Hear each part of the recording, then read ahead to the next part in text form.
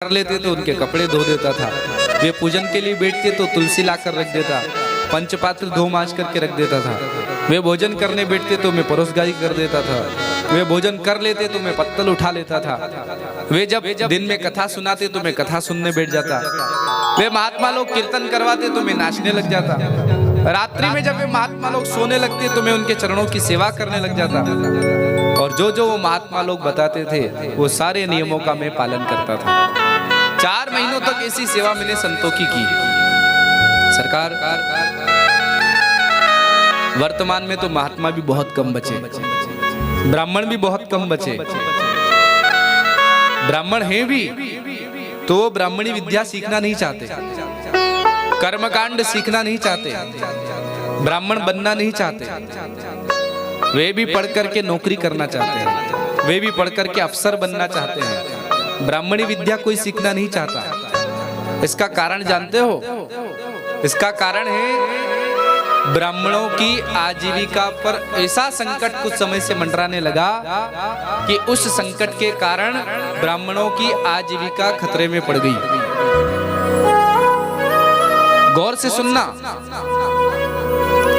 पुराने समय में राजा महाराजाओं के वहां ब्राह्मण देवता पोथी पत्रा लेकर के कुछ भी ज्योतिष आदि के ज्ञाता होते थे और जो वो कार्य करते थे ज्योतिष के द्वारा, कर्मकांड के द्वारा, यज्ञ आदि क्रिया संपादित करते थे तो उनको प्रचुर धनराशि मिलती थी।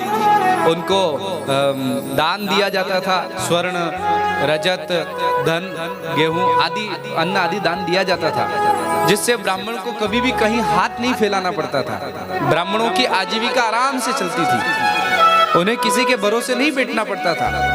लोग अपने आप आगे आकर के ब्राह्मणों को दान दे देते, महाराज हमारी तरफ से ये लो, महाराज हमारी तरफ से ये लो, हमारी तरफ से ये लो। तो वो ब्राह्मण देवता कहीं उनको कमाने नहीं जाना पड़ता था, घर बैठे उनकी सारी व्यवस्था यजमान बंधु करते थे। तो ब्राह्मण देवता का क्या कार्य था? केवल अध्ययन करना और भगवान की उपासना करना, त्रिकाल संध्या करना, भगवत चिंतन करना, भगवान की उपासना करना और अध्ययन करके शास्त्रों का सार, शास्त्रों का निचोड़ लोगों को बताना, धर्म का प्रचार करना, यज्ञ कर्म करके, अभिषेक आदि करके लोगों का दुख दूर करना, संकट निवारण करना, जप आदि के द्वारा नवग्रहों को प्रसन्न करना, ये ब्राह्मणों का काम होता था।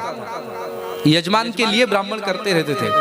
ब्राह्मण का एक नाम होता है पुरोहित, जो यजमान का हित चाहता हो, पूरे अर्थात अग्रे, आगे आगे जो यजमान का हित चाहता हो कि मेरे यजमान का भला कैसे हो, वो होता है ब्राह्मण। पर वो पुराना समय था, अब धीरे धीरे समय बदला और अब लोग क्या करते हैं, ब्राह्मण देवता को बुलाते तो हैं, लेकिन जब दक्षिणा का वक्त आता है तो उस समय ब्राह्मण देवता को रुला रुला कर दक्षिणा दी जाती है। शादी हो तो शादी में डीजे वाला बोले 10,000 तो 10,000 ले जाएगा, टेंट वाला आएगा 20,000 तो 20,000 ले जाएगा, और वो बैंड बाजे वाले आएंगे तो वो अपने ले जाएंगे, रसोई बनाने वाला आएगा तो वो अपने पैसे 50,000 वो ले जाएगा, रसोई के सामान वाला अपने ले जाएगा। आजकल तो वो धुआं निकाल करके 10,000 ले जाते हैं वो, कि दूल्हा दुल्हन जब मंच पे जाते हैं तो वो 10 मिनट का शो बस धुएं में दूल्हा दुल्हन मंच पे जा रहे हैं। वो स्टेज शो का वो अपने पैसे अलग ले जाता है, कैमरे वाला वो तुरंत हाथों हाथ लेकर जाता है, ड्रोन वाला हाथों हाथ लेकर जाता है। और जिन ब्राह्मण देवता के कारण हमने ब्रह्मचर्य से गृहस्थ में प्रवेश किया, वो ब्राह्मण देवता दिन भर बैठे बैठे ये गंगा जल उद्यापन, ये मंडप का कार्य, ये शादी का कार्य, ये गणेश पूजन, ये फेरे पड़वाना, सारे कार्य करवाने के बाद भी ब्राह्मण देवता की दक्षिणा का नंबर आता है तो यजमान क्या कहता है, पंडित जी आप तो यही क्यों, आप तो बाद में ले लेना, आप कहीं जा थोड़ी रहो। पंडित जी बेचारे बोले वाले ठीक है कोई बात नहीं यजमान जी, अब अपने वाले लोगों को कुछ बोल नहीं सकते तो वो घर चले जाते हैं। 2 दिन 5 दिन 10 दिन महीने भर बाद भी पंडित जी यजमान से कहे, यजमान जी शादी की दक्षिणा, अरे पंडित जी अभी दक्षिणा कर्जा हो गया, अब कहाँ से दे इतनी दक्षिणा, बाद में ले लेना। अगले महीने जाए तो फिर बाद में करते करते उस ब्राह्मण को दौड़ाया जाता है और दक्षिणा दी जाती है, तो वो भी इतनी कि कभी 100 तो कभी 1000 तो कभी 2000, इससे ज्यादा दक्षिणा हम लोग ब्राह्मणों को दे नहीं सकते। जिस ब्राह्मण के कारण सारा कार्य संपादित हुआ उस ब्राह्मण की आजीविका कैसे चलती होगी, उसका घर कैसे चलता होगा, इसके बारे में किसी ने कभी विचार नहीं किया। तो फिर ब्राह्मणों को दुखी होकर के और परेशान होकर के ब्राह्मणी कर्म छोड़ना पड़ा। और धीरे धीरे ब्राह्मण लोग भी, कोई ब्राह्मण होता है तो वो क्या सोचता है, अब मैं अपने बेटे को कभी पंडिताई नहीं सिखाऊंगा, इसको पूजा पत्री नहीं सिखाऊंगा, क्योंकि मैं जीवन भर भटका वही काफी है, मैंने यजमानों के वहां हाथ फैलाया वही काफी है, मेरा बेटा किसी के सामने हाथ नहीं फैलाएगा। और वो ब्राह्मण अपनी संतान को कभी भी पांडित्य नहीं सिखाता।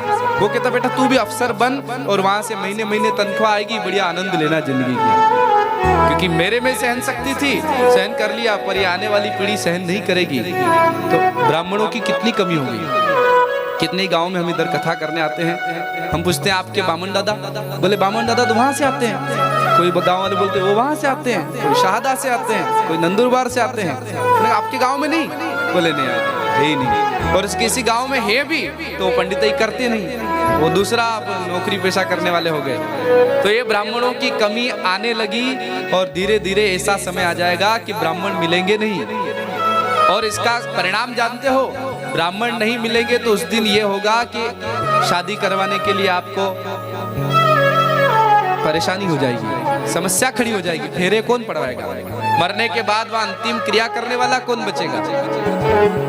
श्राद्ध पक्ष आएगा तो श्राद्ध में पिंडदान कैसे किए जाते हैं, इधर से डाले जाते हैं कि मंत्र कौन सा बोला जाता है, तर्पण कैसे किया जाता है, मार्जन कैसे किया जाता है, कौन करवाएगा। भोलेनाथ का अभिषेक करने आप चले जाओगे, लेकिन उस अभिषेक के मंत्र कौन बोलेगा। यज्ञ आप घर पर रख लोगे, पर यज्ञ में आहुति ऐसे डालते हैं कि ऐसे डालते हैं कि ऐसे डालते, क्या ये विधान कौन बताएगा। ब्राह्मण नहीं रहेंगे तो धर्म एक रूप से बहुत कमजोर हो जाएगा। और मुझे लगता है कमजोरी नहीं, धीरे धीरे धर्म ही समाप्त हो जाएगा। इस धर्म को जीवित रखने वाले यदि कोई है तो वो है ब्राह्मण। इसलिए प्रसंग निकला है तो मेरी आपसे विशेष प्रार्थना, आपके गांव में कोई ब्राह्मण हो या गांव के आसपास कोई ब्राह्मण हो या आपके परिचय में कोई ब्राह्मण हो, उसको कभी भी आप अपने घर पर चाहे सत्यनारायण भगवान की कथा करने बुलाएं, चाहे आप अभिषेक करने बुलाएं, चाहे आप यज्ञ करवाने के लिए बुलाएं, या चाहे आप किसी एकादशी आदि अवसर पर भोजन के लिए, अन्य अवसर पर भोजन के लिए बुलाएं, तो उन ब्राह्मण देवता को नाराज होकर वो जाएं, ऐसा काम नहीं करना, उनको प्रसन्न करके भेजो। और यदि हमारे ही गांव में रहते हैं तो हमें उनकी आजीविका का भी ख्याल रखना चाहिए कि उनकी आजीविका कैसे चल रही है। ब्राह्मणों की आजीविका पर अगर संकट आया तो वो अपनी संतान को कभी भी ब्राह्मण नहीं बनाएंगे, वो कहेंगे तू नौकरी वाला बन बेटा, और धीरे धीरे धर्म समाप्त हो जाएगा। इसलिए ब्राह्मणों का होना जरूरी, संतों का होना जरूरी, और संतों का और ब्राह्मणों का यदि दर्शन हो जाए तो उनकी सेवा करो, उनको प्रसन्न करो। ब्राह्मणों के और संतों के चरण जहां पड़ते हैं उस घर के सारे वास्तु दोष चरण पड़ते ही समाप्त हो जाते हैं।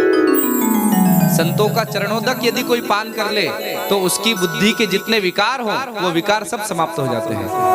बोलो राधे राधे। स्वामी वल्लभाचार्य जी महाराज से किसी ने पूछा, महाराज इस दुनिया में सबसे श्रेष्ठ क्या है? तो वल्लभाचार्य जी महाराज ने कहा, इस दुनिया में सबसे श्रेष्ठ यदि कोई है तो भगवान नारायण। अच्छा, भगवान नारायण से कोई श्रेष्ठ है?